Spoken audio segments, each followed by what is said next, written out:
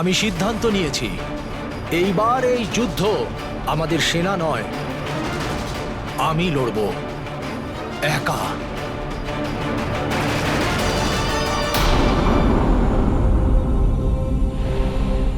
রাবণ ভয়ঙ্কর শক্তি প্রাপ্ত করে আরো অধিক শক্তিশালী হয়ে উঠতে চলেছে। আর এরকম মুহূর্তে আপনি কিভাবে আমাদের সঙ্গ অস্বীকার করতে পারেন প্রভু? কিভাবে করতে পারেন আপনি? আপনার সঙ্গই তো আমাকে এতটা পর্যন্ত এগিয়ে নিয়েছে, সেটা কি করে অস্বীকার করতে পারি? যখন রাবণ তার সেনার সাথে এসেছিল, আপনি তার বিশাল সেনাবাহিনীকে ধূলিসাৎ করে আমাকে প্রকৃত সঙ্গ দিয়েছেন। হ্যাঁ প্রভু, পূর্বের মতোই ভবিষ্যতেও আমরা আপনার সাথে থাকব। দেবতাদের কথা আপনিও শুনেছেন প্রভু, আর তাদের মতে রাবণ আরো শক্তি সঞ্চয় করে আরো ভয়ঙ্কর হয়ে আক্রমণ করতে পারে। জানি আমি, কিন্তু অধর্মের নাশ করতে গেলে ধর্মযুদ্ধ করতে হয়। সেই জন্য আমি ধর্মের পথে চলেই যুদ্ধ করব। একা হয়ে যাওয়া রাবণের সাথে আমি একলাই যুদ্ধ করব। ওই অধর্মী আমার পত্নী সীতাকে হরণ করে আমার সাথে শত্রুর মতো আচরণ করেছে।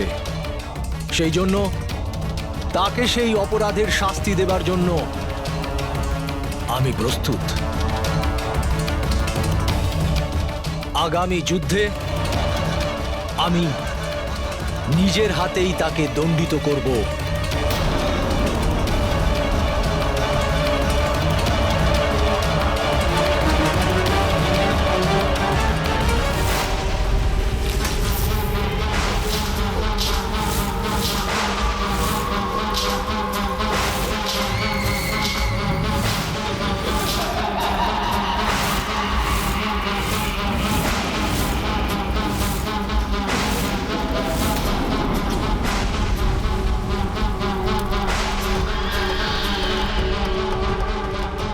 তবে যা শুনেছিলাম তা প্রকৃতই সত্য।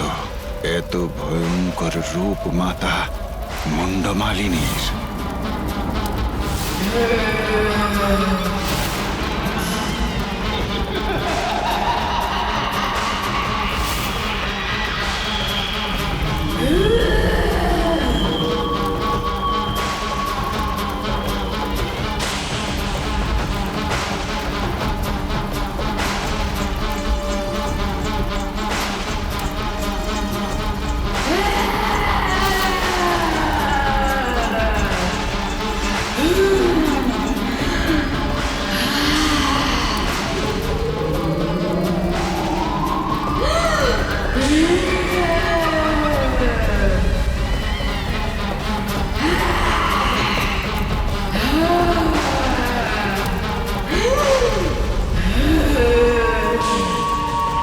মনে হচ্ছে মাতার এই ভয়ঙ্কর রূপ দেখা রাবণের পক্ষে দুষ্কর হচ্ছে।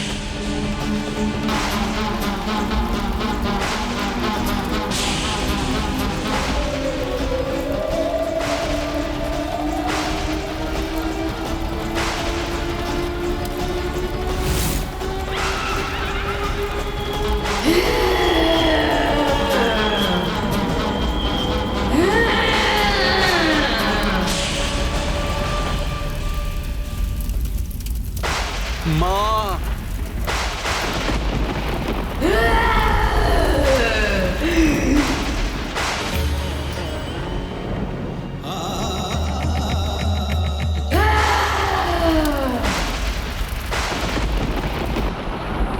যদি রাবণ ভয়ে ভীত হয়ে যেত তাহলে আজ ওর অন্ত নিশ্চিত ছিল। কিন্তু রাবণ এই পরীক্ষাতেও উত্তীর্ণ হল ভক্তিভাব আর শ্রদ্ধার দ্বারা। তোমাকে আহ্বান করেছে ও।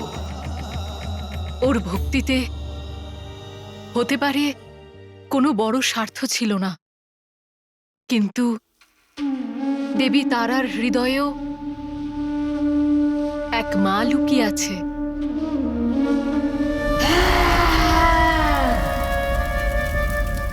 বাইরে রুদ্র, কিন্তু ভেতরে কোমল আমার এই রূপ, সেই মা যে সন্তানের আর্তনাদ শুনলেই গলে যায়, সে ভালো হোক বা মন্দ, সন্তানের মঙ্গল কামনা একজন মাই করেন।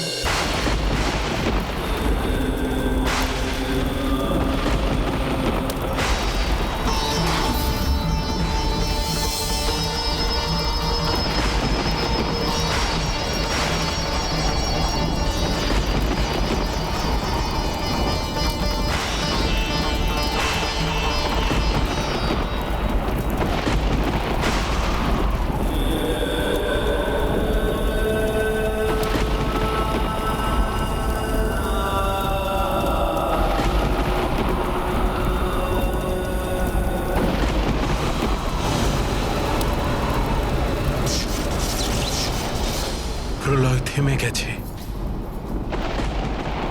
ভ্রাতা রাবণ আবার তার ভয়ঙ্কর পূজায় সফল হয়নি তো? যদি রাবণ বাস্তবে সফল হয়ে যায়, তাহলে এই পুজো থেকে প্রাপ্ত সফলতা ওকে আরো শক্তিশালী করে তুলবে। এরকম পরিস্থিতিতে প্রভুর ওর সাথে একা লড়াই করা সম্ভব হবে না।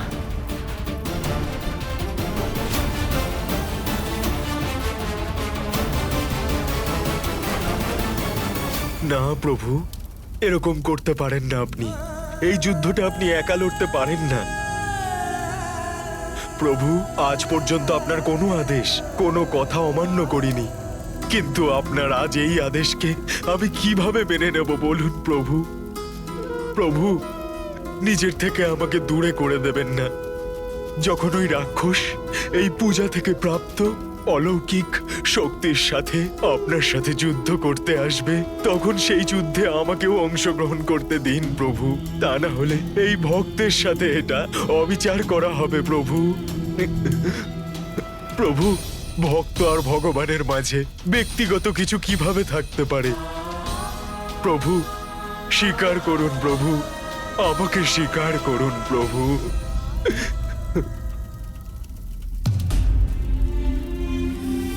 হনুমান, নৈতিকতার পালন করতে গেলে এ তো একেবারে অনিবার্য যে আমি রাবণের সাথে একলাই যুদ্ধ করব। কেননা ও এই যুদ্ধ একলাই করবে। আর এটাও স্মরণে রেখো, যখন তুমি সীতাকে পিঠে বসিয়ে লঙ্কা থেকে চলে আসার কথা বলেছিলে, তখন সে কি উত্তর দিয়েছিল? উচিত তো এটা হবে পবনপুত্র হনুমান, যে আমার স্বামী শ্রীরাম এখানে এসে ওই দুষ্ট রাবণকে বধ করে আমাকে এখান থেকে নিয়ে যান। সে কি এই কথা বলেনি যে রাবণের বধ আমার হাতেই হবে? সেই জন্য আগামী যুদ্ধে রাবণ যতই শক্তি সঞ্চয় করে আসুক না কেন, রাবণের সাথে যুদ্ধ করার আমার এই সিদ্ধান্ত অটল।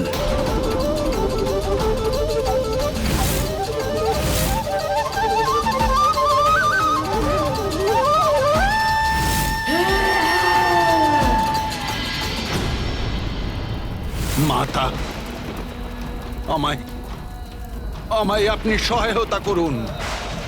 আমি আপনার কাছে মিনতি করছি, আপনার কাছে আমি প্রার্থনা করছি, আপনি আমায় সাহায্য করুন মাতা।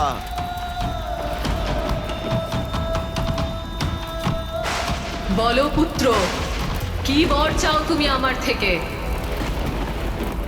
সুরক্ষা, ওই বনবাসীর থেকে, ওর অস্ত্রের থেকে, আর ওর সব যোদ্ধাদের থেকে। আগামী যুদ্ধের সুরক্ষা চাই মা, পূর্ণ সুরক্ষা। আপনাকে আমায় সুরক্ষা প্রদান করতেই হবে মা।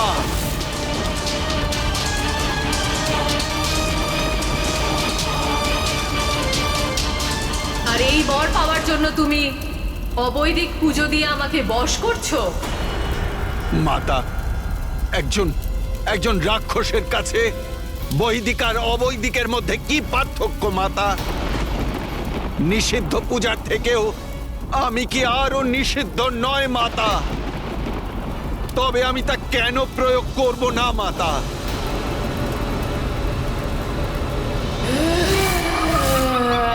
হে মাতা, আপনার এখানে আসা আর আপনার এই ভয়াল রূপ দেখেও আমার জীবিত থাকা, এটাই পূর্ণরূপে প্রমাণ করে যে আমি আপনার পূজায় সফল হয়েছি।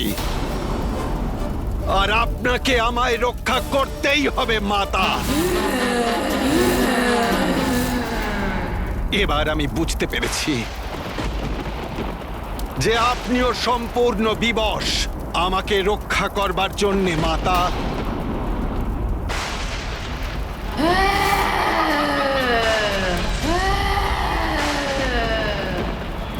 তোমার কথা সর্বদা সঠিক হয় রাবণ। আমি বিবশ হয়েছি, কিন্তু স্মরণে রেখো, আমার তরফ থেকে সুরক্ষা তুমি ততক্ষণ পাবে যতক্ষণ তুমি যুদ্ধে নীতি নিয়ম পালন করবে। আর যদি তুমি যুদ্ধের একটাও নিয়ম ভঙ্গ করো, তাহলে তার ভয়ঙ্কর পরিণাম হবে। একেবারে ধ্বংস হয়ে যাবে তুমি, আর জলের একটা ফোঁটার জন্য ছটফট করবে। আপনার সমস্ত নির্দেশ আমি স্বীকার করে নিচ্ছি মাতা। শুধু আমি আপনার কৃপা দৃষ্টি লাভ করতে চাই মাতা।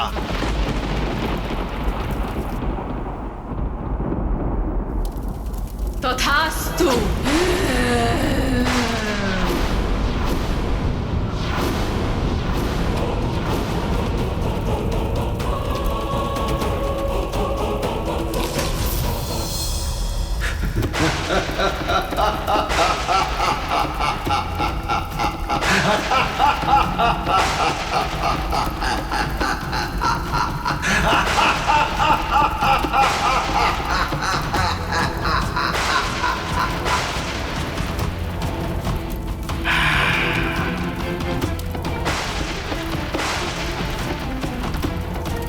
এবার লঙ্কেশ্বর রাবণের জয় সুনিশ্চিত।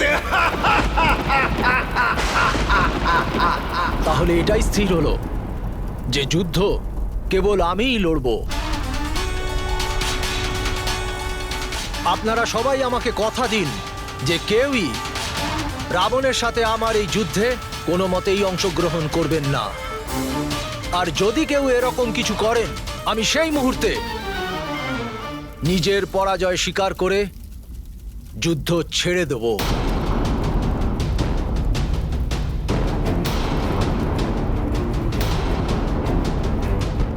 আগামী যুদ্ধ শুধুমাত্র আমার আর রাবণের মধ্যে হবে।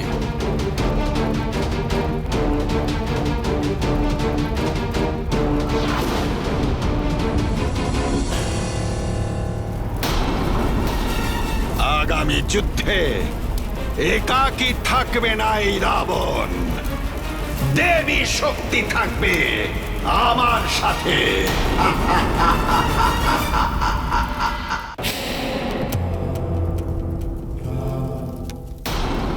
আজকে জানি না কি হতে চলেছে। আজকের এই যাত্রা স্বামীর অন্তিম। না না, এরকম হতে পারে না।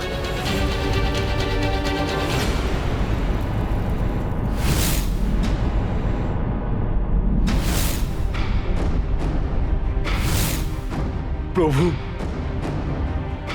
এই আপনার অক্ষয় তুনির প্রভু।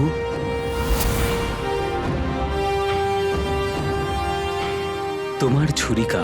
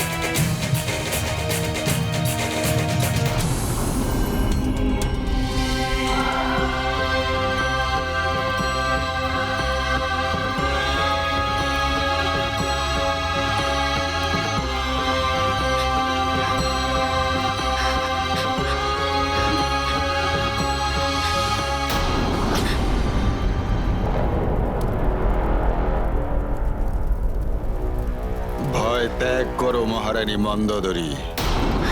তুমি লঙ্কেশ্বর রাবণের পত্নী। গর্বের সঙ্গে মাথা তুলে আমায় বিজয় টিকা পরিয়ে দাও।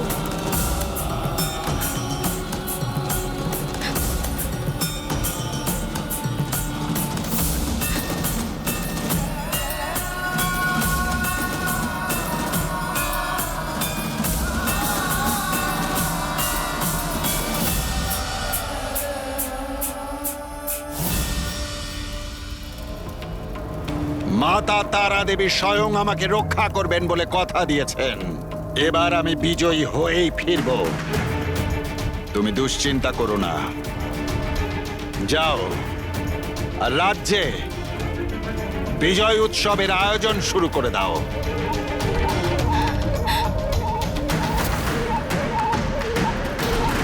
তোমার মায়াবী রথ প্রস্তুত লঙ্কেশ।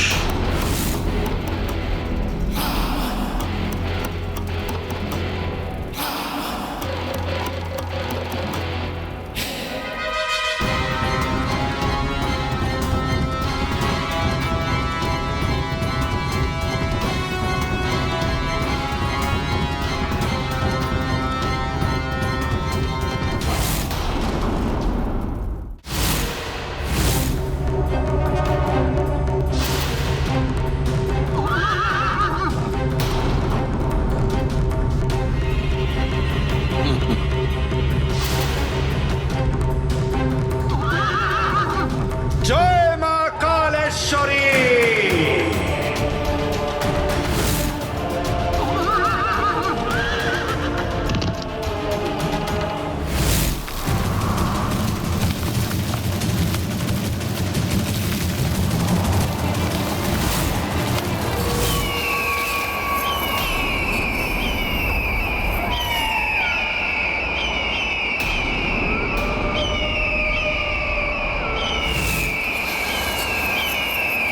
চিল আর শকুন উড়ে বেড়াচ্ছে।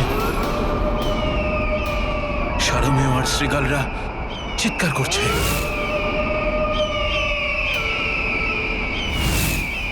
প্রভু, এটা সংকেত যে রাবণ রণভূমির দিকে এগিয়ে আসছে। এমন ভয়ঙ্কর শব্দ, এটা এটা অশুভ সংকেত। প্রভু, রাবণ আজ বীভৎস যুদ্ধ করতে চলেছে।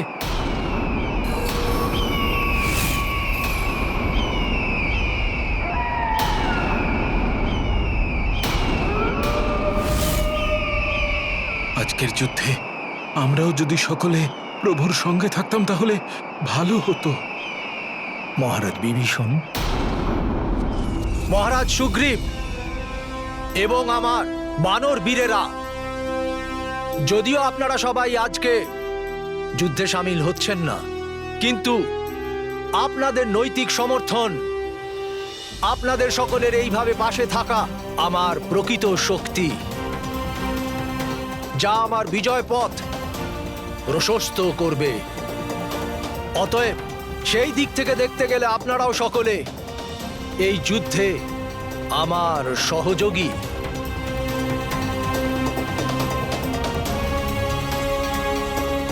সেই জন্য আপনারা সকলে আপনাদের ধৈর্য আর সাহস অটুট রাখুন।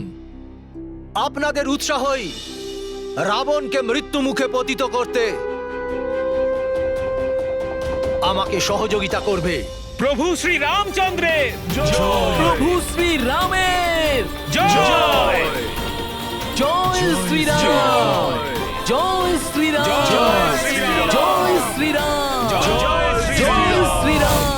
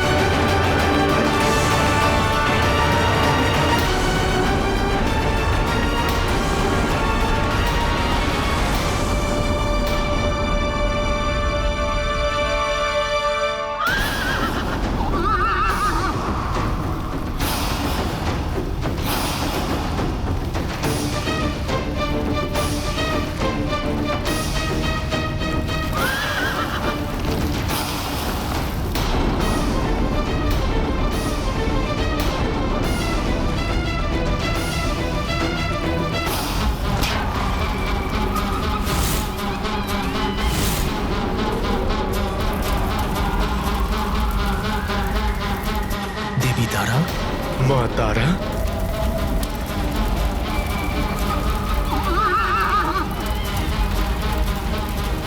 সাক্ষাৎ দেবী তারা আসছেন রাবণকে রক্ষা করতে। রাবণের সাথে কি স্বয়ং মা তারা প্রভুর বিরুদ্ধে যুদ্ধ করবেন? প্রকৃত বীর হলেন তিনি, যিনি নিজের দায়িত্ব পরিপূর্ণভাবে পালন করেন, কিন্তু কাপুরুষ নিজের দায়িত্ব পালন না করে অন্যের উপরে ছেড়ে দেয়। For more updates, subscribe to our channel, click the show links and enjoy watching the videos.